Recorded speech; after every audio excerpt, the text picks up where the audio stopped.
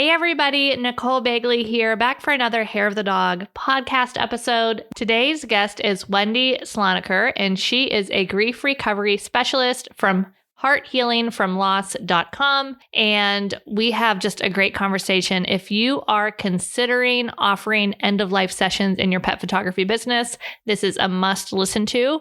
If you have been worried about offering those because you're not sure how to act, what to say, how to get through it, how to handle your own emotions, Wendy shares lots of incredible techniques to help you get through it. If you are already offering these end-of-life sessions, well, you definitely need to stick around and listen to this episode. Welcome to the Hair of the Dog podcast. If you're a pet photographer ready to make more money and start living a life by your design, you've come to the right place.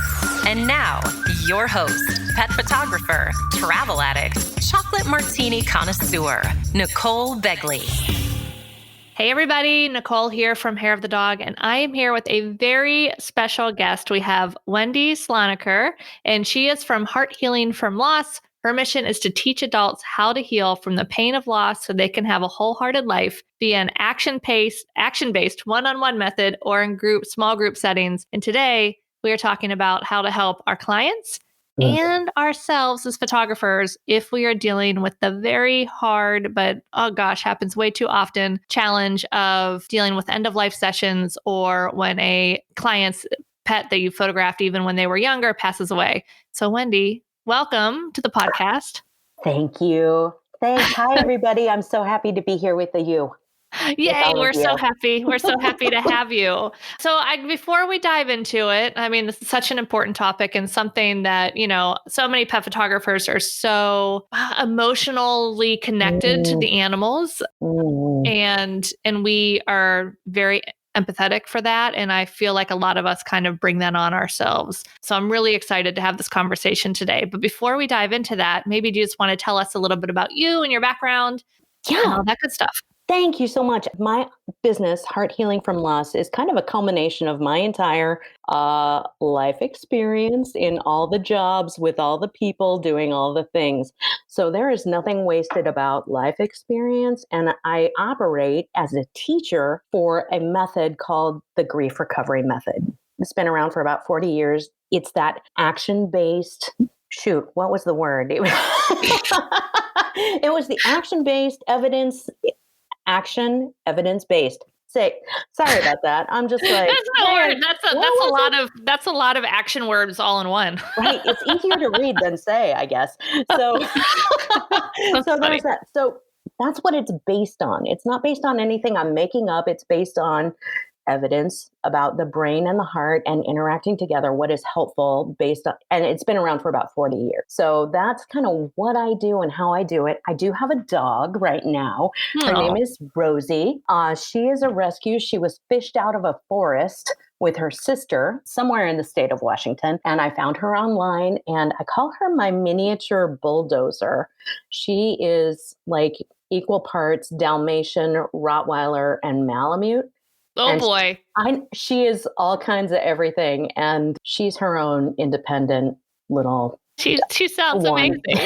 she's pretty fantastic, but she looks like she's blonde. So she's also a surprise. I love it. I myself am the proud, I guess, I don't want to say owner because, whatever. Mm-hmm. She runs the household more than me. Actually, the cat runs the household the most. But my dog, Zoe, is a Puerto Rican rescue that she was found with all of her brothers and sisters drowning in a bucket of water at 2 weeks old. So she was then taken in by the rescue. Only half of her litter made it. But she was, I guess, one of the strong ones that climbed on the others. Poor thing. But yeah, she is very special. Everyone's like, is she a puppy? She's 5. She has a short little snout. And she's just like 35 pounds and just the perfect size and looks like I call her my domestic dog wild type because she looks like a wild type dog. Like, it's just like, this is what they would look like if they were wild. Here we are. Yeah. She's reverted back to pre-domestic dog, but must be on the couch in the bed and close to you at all times. Wow. I like the snuggly factor. Rosie is not. Oh, Zoe will snuggle you until you just like get away, but she won't lick, which is amazing. What a girl. Yeah. Oh, that girl. Yeah, awesome. she's perfect. But Thanks anyway, for yeah, we telling could me. like talk about our pets all day, but that's not why people came. Yeah, but we are caught up. I know. I love it. So let's, I guess, maybe dive into the first part and, maybe help some of our photographers that, gosh, before you even, the first time you get that call and it's like, I have a dog, don't have much time left. Can you do a session? Of course, we're all like, yes, absolutely. We will 100% try to squeeze it in wherever we can. And then we hang up with that client and we're like, oh my God, how am I going to do this? Right. Yeah. Right. Well, one place to start is where you've been yourself. This is what kind of that life experience is all like and about. So I want to talk a little bit about grief and loss because it's just not discussed and it's misunderstood as a topic. So in order to prepare for that session, part of it is like, okay, where am I at with my own experiences of losing pets or pets dying or pets even having injuries? If you've never experienced that, if you haven't experienced any of that, it's okay. This is where your creative, empathetic heart comes right into play. And just imagine, like, where are they at right now?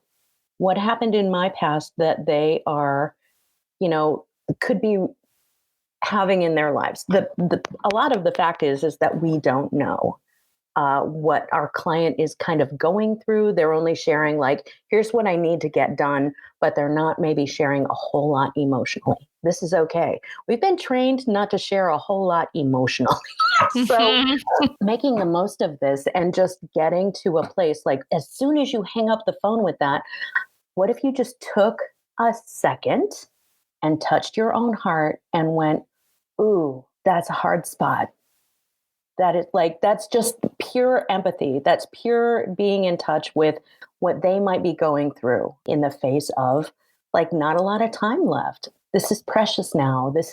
I want to catch every moment now. This is 100% love. And the other thing I want to share is that grief and feelings of loss is totally natural and normal.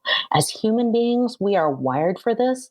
And in society, we are trained to deny and deflect and distract. So we don't often get a chance to have that pure feeling, but hanging up the phone and just putting both of your hands kind of on your chest area or on your heart and just saying, ooh, ow. Because that's just going to activate, how can I help? Which is another phrase of like, what can I do? I can't take it away. I can't make it go away. I can't keep the pet here longer, but how can I show up? And that gets you out of your worry and into planned action. Yes, I love that. I find that, taking that moment to feel that and then looking at the reframe of, I can help, instead of this being sad, it's going to be a celebration of this particular animal. And what we're creating today, this owner is going to have and cherish for decades. And what an honor it is to create that. And it doesn't mean like you can't shed a tear. I mean, I'm starting to tear up here just thinking about it without even any specific dog in mind. Right. And think about like, if it's an old pet, if it's a young pet, what are the losses there? So like getting into trying to name what those losses are. This is not, it's ending too soon. These are sad. This is like 100%, healthy to say, this is sad. This is a loss. This is something and someone that I love and care about and have guided through all the things because, if a client knows that they're kind of approaching end of life or they've received a diagnosis that's really hard, all of the relationship, like the meaningful things that have come up, good and, challenging, are coming up now. And this is a point of remembering and trying to make sense of. So I want to just encourage you that, you're coming in at a moment where they may be having lots of memories as well. And so when you show up to that, I want to talk a little bit about like what you do right before a session like this, as well as like those moments where you may not know what to say, right? Because you're there to capture the beauty of whatever the state this animal is in and the relationship that they have with their humans and the other like sort of sibling pets as well, right? So that's a valuable thing, especially for a relationship there between sibs. So if you're in a place where you're not sure kind of what to say and you're just kind of holding the space, I have a listening technique for you and a question that may really help you just sort of bridge and smooth. Okay. Yeah, that would be great. That would be great. Cool. So some of the talking points are like, we as the people who are offering services do not know these animals, these pets, as well as their owners or their humans. So what we can say is, I didn't know them really very well. Can you tell me a little bit about them? They have all these memories. And so that is an outlet. Tell me more about when, Jackie boy, was younger, or was there something particularly funny? Or I noticed that he's limping a little bit right now. Can you tell me what's going on there? Because oftentimes what happens is pet lovers, they get shut down frequently because what they love most in the world is this animal. Like a very deep relationship with a pet is often diminished by, other people in the environment, other people in their families or support systems. They don't understand because they don't have that relationship that they do with this gorgeous creature. So here's the question again. Tell me more about Rex when they were a puppy. When, if it's a tripod, when did the leg come off, or when did that happen? Tell me more. Be with them at that point, and then how to listen. This is like one of the most gorgeous things I've ever learned. And I got it from my grief recovery certification. And it is, you imagine yourself like your full body as a heart with ears, no mouth, and you let them talk. And you let them be there with them, and you capture as you can, but you just you're just full of love and space for what they're going through. I love that, because I think so many times you get there and you're like, oh my gosh, how am I supposed to act? Like I'm personally usually upbeat and excited and sessions are super fun, but you're like, oh man, this is a damper on this session because this is a sad session, but I don't want to just be sad. I love that question. It's so simple, and it allows your client to just talk, which I'm sure is healing for them. Totally. And it allows you to gauge where their emotions are. So you can kind of gauge the level of the session. Totally. And, it's okay if you're, if you say, I don't know what to say. Yeah. And you say, my heart just really goes out to you. That's okay. Because, what they may be hearing in other places is, don't be sad. Right. It's just a dog. Yes. Which happens to be the most damaging words you can say to a pet owner. You and your I'm sure you as creatives and photographers and pet service providers are not ever saying that because of your sensitivity. Right. But that doesn't mean that your clients or potential clients are not receiving that information to sort of tamp down and not acknowledge the love that is coming through the sadness. Right. Clients can feel more than one thing at a time, and grief can offer feelings of sadness and heaviness. And then all of a sudden you're laughing with tears coming down your face because you're remembering that time that they skidded across the kitchen counter in, pursuit of the cat or whatever it is. Yeah, right. So you're laughing and you're crying, and time is warping and stretching in weird ways. You have this brain fog happening, and you're just lost because your heart is broken. Yeah. Again, I heard healthy. one of the most impactful things I ever heard in regards to grief was that you can be feeling sadness and grief and also be grateful at the same time. Mm-hmm. So to focus on that gratefulness. Right. They're here right now. Look at them right now. And that's another point is you're not there to capture the future. Yeah. You're there to capture the moment. And there's so much in that moment that there's nothing wrong. There's so much there for you to be with and be a witness to, and, thank them if they're talking and they say something that's really important and they're having their emotion. Consider packing some hankies Yeah. healthy tissues to offer them. They may Yeah. not have it there, but they're going to be really thankful that the experience is, number one, thoughtful, but more than that, it's real. Like you're showing up as a real person and not a provider, right? Right. You're showing up as a person. This Yeah. is big. You already, I guess, like the thing I want to share here too is like, sweet, sweet audience, you know how to do this. You do this all day and anyway. Hmm. It's just, harder because it's a harder point. Yeah. Well, and I think so many people get in their head too with like, oh, now they're paying me to do this. So now that they're getting paid to do something, it changes something in their brain about making it more stressful or, all these different expectations, I guess, Yeah. where, I mean, the easiest way to move forward really for anything, whether it's people being fearful of like, oh my gosh, a sales session or being visible on social media or this or that is just to do it from a place of service and just check your intention and Right. just say, what's my intention here? Okay, Mhm. I can step my ego out of the way then. Right, right. And you can take a heart with ears with no mouth moment for yourself. Like, okay, stop talking. Yeah. Stop the chattering. Like, what's going on right below my neck? What's Right. happening right there? Because, there's nothing wrong there. And there's nothing wrong with, um, could I just touch on that point about Yeah. feeling bad about or feeling reticent since there's a charge? Mm-hmm. That's an energy point.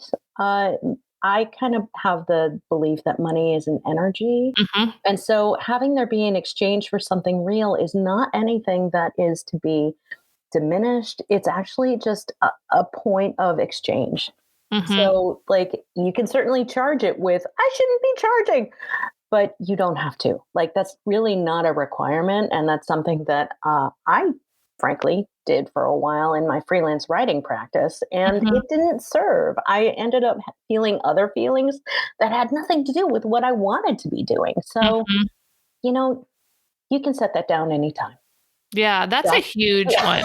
Doctors Huge get paid. one. Vets are getting paid. Vets Uh-huh. don't like doing like the euthanasia Right. pieces either. And it's an exchange. That is a service. There is capturing and there's artistry here too.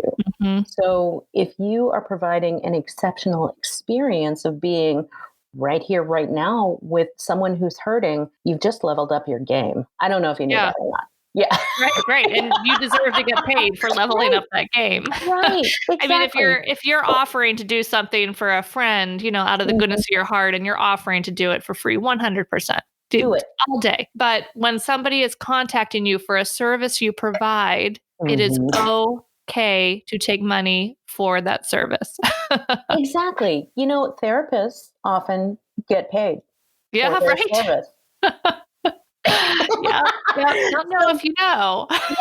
yeah, it's really, you don't have to make it the pinnacle thing. Right. It's not about the money, it's not about the brain, it's about the point in time that you're there and showing up. And that's Yeah. a service. People will gladly pay to be held and supported in a way that does not diminish the relationship with like one of the most precious things that they have in the world. Mhm. Their pet. You can Yeah. do this. I love it. I love it so much. Yeah.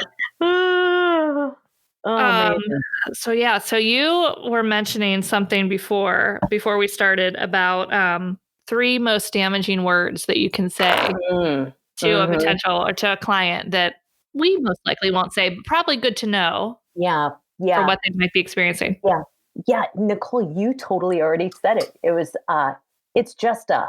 Oh, It's just a. Like, there's nothing more diminishing than it's just. And again, we cannot control what is being said in other areas, but I do want to share that it's so pervasive that people are afraid to come out with, like, in my grief groups and grief work, people are afraid to come forward with their pet losses because, they try to compare mm-hmm. with, a people loss or a job loss or something. And they may find themselves saying, oh, it was just a, you Mm-hmm. know, it was just a, but frankly, like, that's not helpful. And it doesn't help in recovery at all. So, like, we try to compare it so many times because we rely on the brain to really take care of us around this. So, the brain is not going to be able to figure this out. It's the heart. Yeah. Like the brain is not broken. It is the heart that is broken or breaking. So like, let it be what it is. Just let it be what it is. I am devastated. I was devastated by the death of my wiener dog. He was kind of like my soul companion. And he got me through a lot of my own adulthood growing up. So like when Otto passed, I was like, my whole world just didn't make sense anymore. It just didn't. And there was no way that I could compare that to anything anybody else was going on without me, myself, completely losing or somehow picking up judgment and shame and not dealing with my own heartbreak, not giving myself that care. So in my practice, it's about there being no judgment and no exceptions. So it's not about the size of the animal, you know, like, well, a horse is far more sad when a horse dies than when a fish dies, you know, like that's not it. It's about the relationship and the intensity, sometimes the longevity, but it's really about the connection. So I actually I did this action-based method with myself on a dog walk the other day for a fish I used to have that I had this beta fish. I moved from New York to Seattle in 2004 and I moved him across country in a Ziploc bag. It was amazing. Like this fish went to the Grand Canyon. He was blue. It was amazing. Like I held him in my little ball cap was the Ziploc bag and he was in the passenger, you know, kind of area. So he came with me. I love it. I get to California and I'm getting ready to put him in his like special you're now in California home. And I forgot to treat the water. Oh. So I like every time this is 2004, it's 2021 right now. I have felt like little hooks and twinges of dang, just beating myself up for not treating the water. And, you know, of course he died because the water was from California. Kidding. But that's what happened. Right. So he died and he was with me for a lot. Like that fish was with me for at least 2 years while I lived in New York and moved across the country with me. I mean, and some people would say it's just a fish, but that fish, like, he was there for me in ways and places that nobody else was. So, like, just go ahead and let it be. And so I said, geez, you know, I am so sorry. And I have an emotional connection because he keeps showing up and I keep feeling bad. And I don't have to do that, right? There's a method for moving through this, which was like, oh, why am I not doing that? Oh my gosh, you know, like you were really there for me. Acknowledge, say it out loud. Grief is about unspoken, like the unresolved grief piece is about what's unspoken, a communication that you just have. And so I did this the other day and it's like, it's really simple. It's not complicated, but it does take the sting out of, I made a mistake. Yeah. You know, and it's, you know, it's not about that. Like I felt really awful and I still wish that fish was here, but you know, 2004 to 2021, probably not going to happen.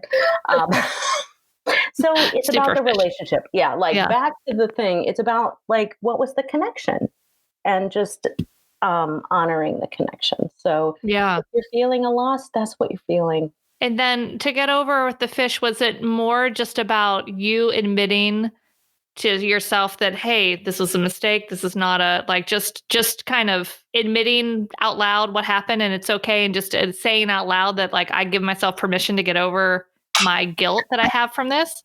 No, it was actually, thank you. This is so amazing. Like, I didn't know we were going here today. So, okay, get ready. We never know where we're going on this podcast. Okay. So for animals, for relationships, okay, that, go really deep and get in there.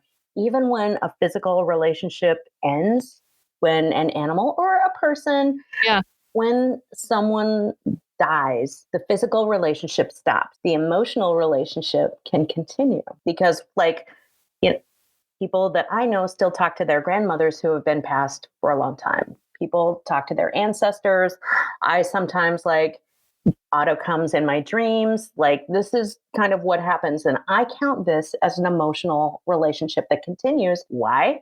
Because I am having emotions about this dog. Like I'm still having them. It is still happening. And there are points where I was like, I wish Otto was here to meet Rosie. Or like he would love this place. He would love seeing this. Or that was just the right like snack for that dog. Just whatever that is. Like the emotional part keeps going. And so for me with this fish, it was about, hey, fish, you're still here. And like in my heart, you're still here. And I really apologize for not treating that water, like taking responsibility for that. Like taking responsibility it's not about letting myself off the hook. It's about owning that, I miss you. I hated how you died because like, that was my mistake. And I didn't want to, I didn't mean to. I was really excited for you to be in California with me and then to move up to Seattle a few months later. And, and then I'm really grateful that you were right there with me in ways that nobody else was. I think the key probably is moving away, like admitting that responsibility, but not dwelling and beating yourself up for years and years. Cause I think a lot of people can fall down that spiral of shame where they just won't get out of that hole and just keep kicking themselves and not forgiving themselves. Right. Well, and part of that, could be that, like for me, I was like having a little chat with a dead fish. So like I was making that apology to the fish. So that was my part. That was the thing I did. And I don't have to feel it anymore. Right. Well, and unrelated, but also related. There's a show on Netflix called Surviving Death that is fascinating. Yes. And it is all about just, being able to still, consciousness and how it lives on and communicating between these different planes of existence, and fascinating for any of you guys out there. It's on Netflix right now, Surviving Death. Six episodes, I think. Yeah. Crazy. They go into some great stuff. Like, I didn't know they were going there. So, I won't spoil it for you, but I didn't know they were going there. It was really good. It was really, really good. And this is funny. Well, we always go off on a mini tangent. So here's our mini tangent for this show. Usually it's about food. Today it's about like reincarnation. So in the last episode, they're talking about these kids that, are coming that remember these past lives. And I won't go into any more than that, other than the proof that they then go through. And these are like, scientists and PhDs at like University of Virginia, MIT, that are studying these types of things. But anyway, my son, when he was little, when he was like 2, we'd be like, his name's Colin. And he would correct us. He says, no, my name's Dana. For like 6 months, he kept on saying, my name's Dana. I'm like, no, your name's Colin. And then he was maybe like 2.5.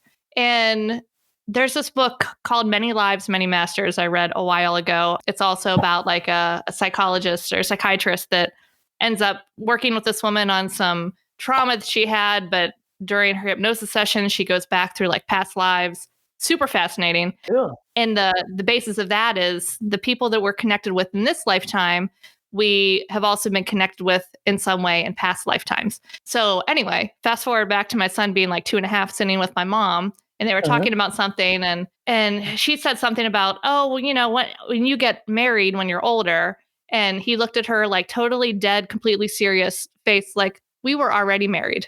What? To him and my mom. Yeah. Like, I read all these and I watch these shows and I'm like, my mom and my son were married in a past life. What? It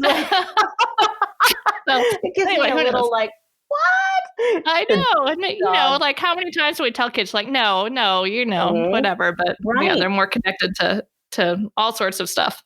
Right. But anyway, this podcast is about pet loss. They've already been connected. Yeah. Maybe connected again. Oh my gosh. That's amazing. Yes. That's amazing. All right. So let's steer it back over towards some of our sessions for our pets. Mm-hmm. And I know one of the big challenges that a lot of pet photographers have, along the lines of accepting the money, but then if they do the session and then the pet passes, before they do the sales session. And then they're like, oh my gosh, I don't even know what to do. This is so awkward. Like what should they do in that situation? All right. Number one, that is not an easy place for you to be in. So, wow, this can be challenging. The other thing you can do is have a little bit of a plan. And here's what I recommend. If you hear that the pet passes, you call or you send a note, handwritten note, send it immediately. Oh my goodness. My heart goes out to you. I know you loved that horse, parrot, fish, cat, reptile, whatever it is, so much. My heart is with you. And then sign it and send it. Don't say a word about the sales, anything. No need. Just go ahead and be the human who puts a stamp on a letter and sends it out, or gives a call, or checks in, or drops off a dish, or, like whatever is possible, do the human thing first. Just go ahead and do that and be that, because that is the experience that is coming in. When a pet passes or a person experiences a loss in their life, their entire world is rocked. Mm-hmm. And they have people who may be in their world saying, don't feel bad, which is how they already feel. So telling them not to feel how they feel. It was just they have that. Like they may be feeling like they can't reach out because they're hearing so much that it was just So that may be impacting how they are returning or responding to messages about sales calls or dealing with themselves around their loss. They may be experiencing tremendous fatigue and brain fog. It's not going to make sense that like what they've known as being familiar and regular patterns of feeding and caring and, taking out or letting out or bringing in or putting out the hay, whatever it is, that's different now. And it's abrupt, even if they knew it was coming. So the human thing is the next right thing. Yeah. And then give it a little time. If you have some time between, the sales session, if it's a few weeks out, check in half the amount of time and say, you're on my heart. That's it. That's all you need to say. Confirm, because their brain is going to be having a hard time. Their heart is having a hard time. It all shorts out. And this is normal and natural response. They may feel angry. They're probably not going to be angry. They're not going to be angry with you. They're going to be angry because their heart is broken. So they may have shorter fuses around traffic or, what's for dinner or things like that. But it's just they're operating from a major loss. So understanding that is going to be a thing. Go ahead and set a confirmation or a reminder out and ask hey, do you feel up to having this session to see these photos that we captured together on that day? Yeah. And putting the thing in around we captured that together on that day is going to spark some memories about that day, which is probably going to be a lot more positive than what they're feeling at that moment. So give them something to look forward to. Yeah. Yeah. I think people struggle with wanting to give them time, but also not wanting to ignore it, because then they'll be like, well, maybe they're ready to see their pictures. So yeah, the being human part, and then just, wait an appropriate amount, a week or two, or however long, whenever they're expecting to hear from you next. Yes. And just let them know, hey, I'm ready to review these that we created together when you're ready. We can do that soon. Or if you want to wait a little bit, I can check back in 2 weeks. Right. We're scheduled for here. Yeah. Does that still, you still feeling up for that? Right. And ask them. They're going to appreciate being asked, because what they're getting is being told. To not feel bad, to be strong, to just go get another whatever, and to replace the loss, which is not that's a brain response. That's not a heart response. I would say even for those pet photographers that are doing packages, so they already say their client already paid for everything up front. They know exactly what they're getting. Maybe they're getting a whole collection and they're getting everything. I would even venture to send an email with that to say, hey, everything's ready. Are you ready to see them? Or do you want to wait? Yeah. Let it be up to them, because they may need more time. They may not need more time, but they're the ones who are going to know. Yeah. If you guys out there in Hair of the Dog land are trying to figure out, what products might be really, really nice for clients that might reach out to you for these types of sessions, because they're not necessarily going to want like a big giant wall piece of their dog, especially if it's an older dog, the end of life, they're probably not, that's not how they usually remember the best years of their dog's life. So it's usually not going to be a portrait purchase. A lot of my end of life sessions really love having an image box that, sits on somewhere in their home with some images inside. They can put leashes or collars inside as well. Also, if you want to go to episode 29 of this podcast, we had Mandy Pratt from Gray Boy Prints that does beautiful, beautiful handcrafted artwork. You definitely want to check that out too. That is our beautiful pieces to incorporate into these types of sessions. So yeah. So Wendy, what other resources do you have any suggestions for some resources for people? I do. And it's not kind of like the after, like what to do with cremains or things like that, or photo based, but it could be that you having a few friends in your local area who offer services around pet death. Like in Seattle, we have Resting Waters, which is an aquamation service for pets who have passed. So instead of cremation, they use a water process, and it's just a different way of doing it. I think there's a environmental benefit to that as well. But having friends in your local area who who do you recommend, or because you're kind of a leader in terms of if you're offering end of life sessions, you may be looked to. And wouldn't it be great to have something to share about, hey, try this person, this is a vetted something, or being buried at, how do you have a service for cremains being shared in the water? Like we have a ferry system in Seattle around, okay, a lot of times people will stop the boat and have a little bit of a sea ceremony. Can you do that for animals? Who does what for pets that you know of and trust in your area? And so making some friends and just having a little sheet around hey, here's who I call. Where did you go? Did you like your experience when your, personal losses happen? Where do you go? Because these are also things that are not discussed. Right. And gosh, I think we can take that recommendation to any process, any piece of our process. Anytime we can offer suggestions, you're just, again, that's going in the kind human camp, which has a long way. It does a lot for clients loving you and referring you and just building that relationship with your client and, creating this a service of value. All the value we offer doesn't have to be our value. It can be sharing other valuable, opportunities for them as well.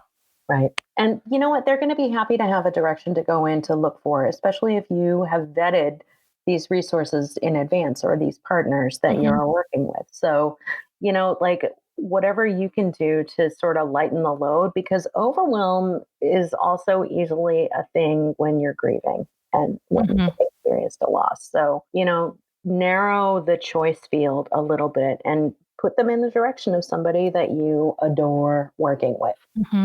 I love that. Wendy, do you have any kind of last thoughts for all of our pet photographers out there as we wrap up this episode? Yeah, well, it's just more encouragement. What you have to offer and what you capture in those end of life sessions specifically, those are things that are going to be cherished. And so if you're nervous about reaching out because you have these things and the pet's no longer there, what you have is what they want. So please, be the human person and just connect with them and ask them what they need and how they need it, and do your best. You're already doing it. You're doing it, in this realm as well. So this is all part of life. This is totally normal. Yeah. And I think if people understand, they don't need to know exactly what to say at every time. It's okay to say, I don't know what to say, except I'm really sorry this happened. Or, my heart is with you. Yeah. Yeah. I'll just be here with you. Do you want to review these, on your own? I'll go out and step out on the, porch or whatever, and you can have a few minutes. Give them just time and space, and the heart with ears and no mouth will serve you. Yes. I love that. Perfect. Thank you so much for being here with us. I know that you have an awesome little book giveaway for everyone. I do. I do. I'm pretty excited. I have a book giveaway, and guess what? I have kind of like a partnership project going on with Marika Moffett of Dirty Dog Photography. So I have 3 copies of the Grief Recovery Handbook for Pet Loss that I would like to share as a contest with this audience. Hi, I have 3 copies. I have 3 opportunities for you to have this resource about pet loss and recovering from pet loss. Nice. How would one enter said contest?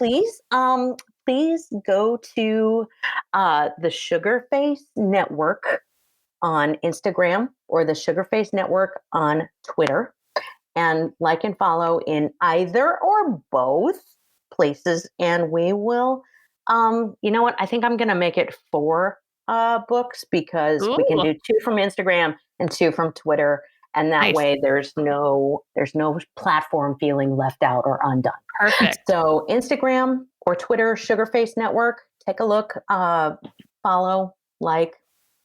Excellent. And whoever's there, we're picking from there.